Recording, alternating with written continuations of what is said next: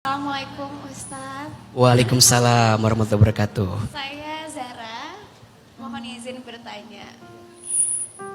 Pada saat kita mengalami luka batin, tentunya ini adalah merupakan dari sebab dan akibatnya. Berserah diri dan memohon ampun sama Allah udah pasti jadi yang utama. Lalu mana yang, maaf ya sedih jadinya. Gak apa-apa Teh Zahra, tenang aja. Mana yang lebih utama yang harus kita lakukan untuk mencapai kata ikhlas? Memaafkan diri sendiri dulu atau memaafkan orang yang membuat lukanya? Oh, Begitu mungkin. mak jelek. Terima kasih. Terima kasih banyak Kak Zahra. Baik, ini dalam sekali pertanyaannya, bagus sekali. Ada 3 hubungan dalam hidupmu yang harus kamu perbaiki agar Allah perbaiki hatimu. Ada berapa hubungan? 3. 1, perbaiki hubunganmu sama Allah. Maka yang pertama, kalau kita disakiti, dilukai, hakul yakin pasti ada sesuatu yang kamu lakukan yang membuat Allah itu menghadirkan skenario hatimu patah dan sakit karena jarakmu yang sedang berjarak dengan Allah. Boleh jadi dosamu, boleh jadi maksiatmu. Jadi poinnya istighfar, minta ampun sama siapa? Allah. Yang kedua,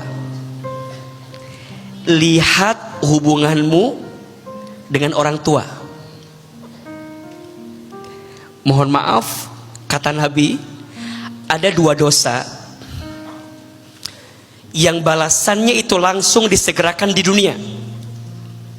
1, dosanya seorang anak yang pernah menyakiti hati orang tuanya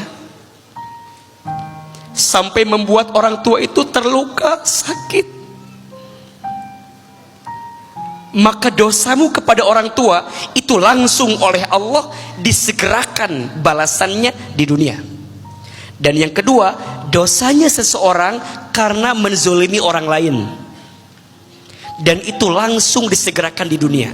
Maka izin untuk semua sakit yang kamu rasakan dari orang lain kepadamu, cek. Mungkin ada hubunganmu dengan mamahmu, ayahmu, keluarga besarmu yang selama ini belum terjaga dengan baik, sehingga Allah hadirkan luka di hatimu. Baru nanti yang ketiga, perbaiki hubunganmu dengan diri kamu sendiri. Mungkin selama ini kamu gak sayang sama hati kamu, sama tubuh kamu, sama diri kamu. Tadi Kak Zara nanya, Aa harus maafin orang itu dulu atau kita dulu? Kita dulu. Kita nggak mungkin bisa maafin orang yang nyakitin kita kalau hati kita belum ridho, belum menerima. Ahilman, dulu kalau ada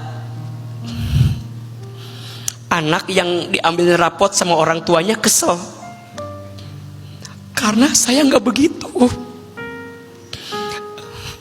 Ada anak dibelikan mainan sama orang tua, saya kesel, saya nggak begitu.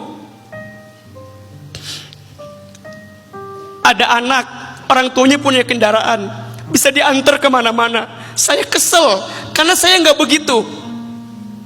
Sampai kemudian saya harus memaafkan takdir yang Allah berikan ke saya.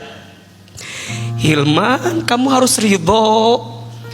Kamu nggak bisa milih orang tua kamu siapa, nggak bisa milih ekonominya, nggak bisa milih keadaannya. Kamu nggak bisa milih orang tuamu siapa, tapi kamu bisa milih hidupmu ke depanmu seperti apa. Maafin kita dulu, karena Allah tidak mungkin meletakkan sesuatu yang berat dalam pundakmu kecuali Allah tahu hati dan pundakmu kuat untuk merasakan beban yang berat itu. Iya apa iya? Iya. Maka mulai hari ini, sebelum memaafkan semua sakit dari orang ke kita, maafin kita aja dulu.